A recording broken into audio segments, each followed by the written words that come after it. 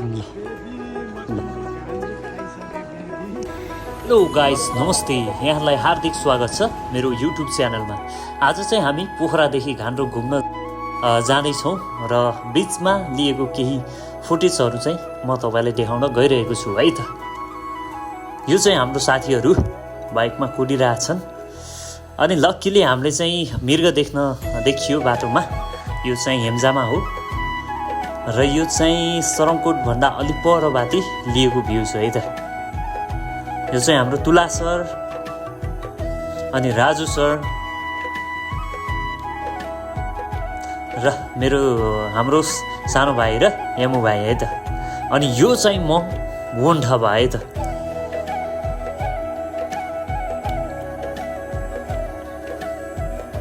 हामी बिस्तारै अगाडि बढ्दैछौँ र फेरि यहाँनिर चाहिँ हामीले ग्रुप फोटो लिउँ र भिडियो लिउँ भनेर यो चाहिँ सानो क्लिप है त।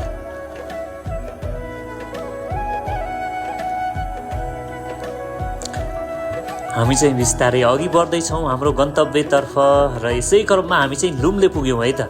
यो चाहिँ लुम्लेबाट देखिने यो भ्यूज है त, वारिपारि सबै।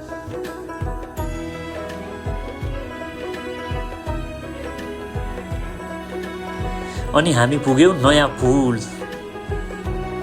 पुलबाटी। हामी चाहिँ घोडेपानी पोन हिल एबिसी बेस क्याम्प जाने बाटो पनि यही रहेछ र यो पहिलो पुल। अनि हामी पुग्यौँ हाइजुङमा। अनि बिस्तारै यो पुल तर्नु पर्दो रहेछ। यो निकै राम्रो थियो यो पुल चाहिँ। यहाँदेखि देखिने भ्यूज पनि निकै राम्रो र अगाडिपट्टि यस्तो राम्रो बजार रहेछ सानो।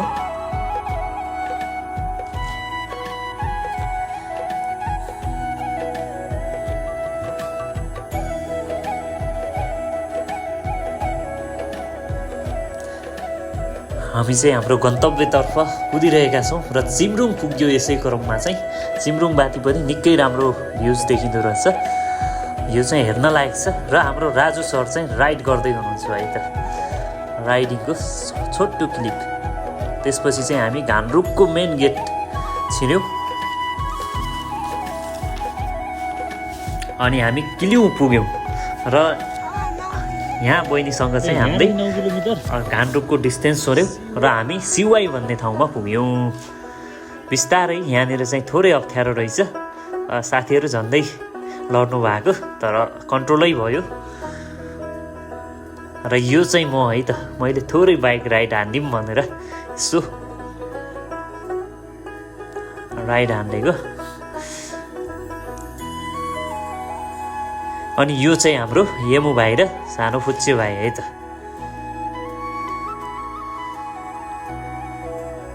हामी चाहिँ हाम्रो गन्तव्यतर्फ निरन्तर लागिरहेका छौँ यसरी। र यो चाहिँ रूपसे झरना हो कि सायद है, त्यहाँ नाम नलेखेकोले गर्दा कन्फ्युज भइयो। र हामी यसरी अगाडि बढ्यौँ र फाइनल्ली हामी चाहिँ घान्द्रुक पुग्यौँ है त। घान्द्रुकबाटी देखिने यो पानी परेकोले गर्दा यस्तो देखिएको। पानी चाहिँ बर्खायाम भएको भएर निकै नै परेको थियो। यो चाहिँ विद्यालय रहेछ एउटा र हामी यसरी अगाडि लाग्यौँ है त। यहाँ चाहिँ हाम्रो तुला सरको थोरै रमाइलो हुँदैछ है त। तुला सरको कुरा हुँदैछ। त्यही क्रम नै जारी छ अझै। र म चाहिँ देखाउन गइरहेको छु तपाईँलाई घान्द्रुकको बजार है त। यो चाहिँ मेन गेटमा यसरी लेखिया रहेछ। स्ट्रिट नम्बर 3 हो। यहाँ चाहिँ हाम्रो यो भिडियो है त। र मेन चाहिँ यो है त कोसेली घर। यस्तो मजाको छ नि।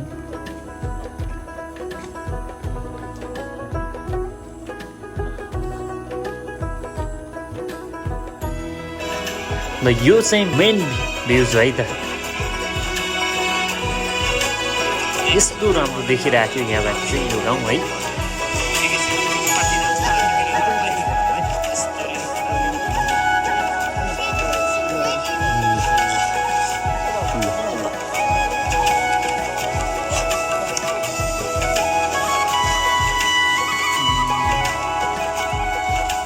यो चाहिँ पुरानो म्युजियम। हामी चाहिँ यसो ग्रुप भिडियो हान्यौँ भनेर सबैजनाले हाई भन्दैछौँ है त यहाँ।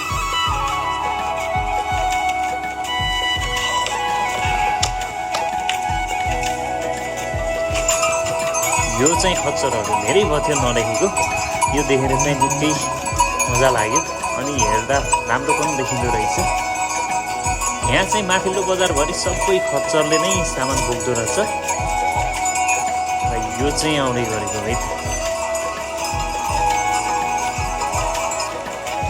यो चाहिँ हाम्रो म्युजियम, नयाँ म्युजियम रहेछ। यहाँ चाहिँ ग्रुम ड्रेसहरू 200 रुपियाँमा पाइँदो रहेछ, तर पानी परेकोले गर्दा लगाउनु पाइएन। र यो दाउराहरू राखेको देख्दा चाहिँ निकै खुसी लाग्यो, यस्तो मजाले राखेको रहेछ है। म्युजियम हेर्नुहोस् है त, 360 भ्यू भिडियो नै छ, मजाले तपाईँहरू हेर्न सक्नुहुन्छ है त। उहाँ चाहिँ हाम्रो केटाहरू पानी नपरेकोले गर्दा साथीहरू चाहिँ भिडियोमा आउन खोज्नु भएन। म चाहिँ परे पनि परोस् भनेर मजाले भिजेर भए पनि भिडियो बनाइदिएको है त। गुरुङ ड्रेस त लाउनु पाइएन त्यही पनि।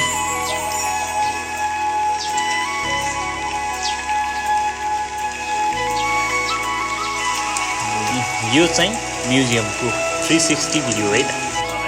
ल यो चाहिँ पुरानो म्युजियम पुनः एकचोटि है त यहाँहरूलाई यसो हेर्नु होला।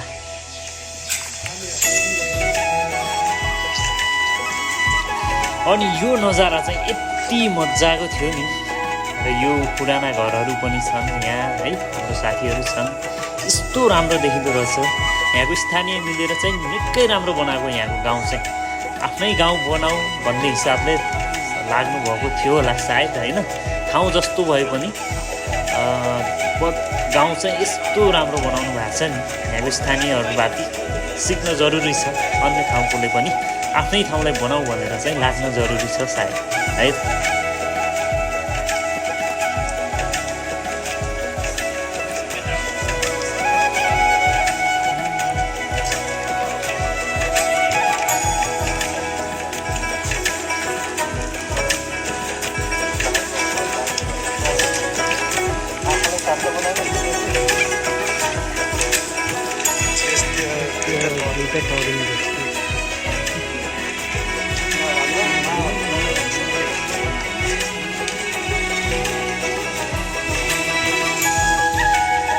यो नजारा चाहिँ वाउ।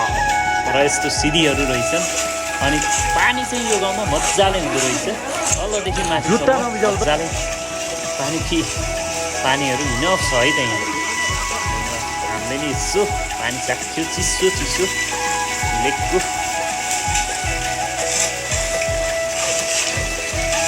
म चाहिँ यसो किन चाहिँ धाराको पानी खाइदिउँ भनेर यसो चराए जस्तो गरेर खाइदिएको है त।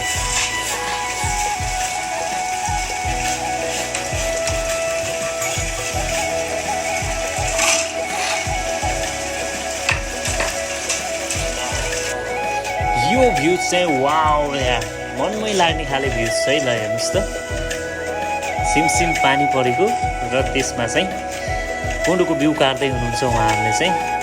ल अन्य भिडियोको लागि पनि लाइक, कमेन्ट, सब्सक्राइब गर्न चाहिँ नभुल्नु होला है त।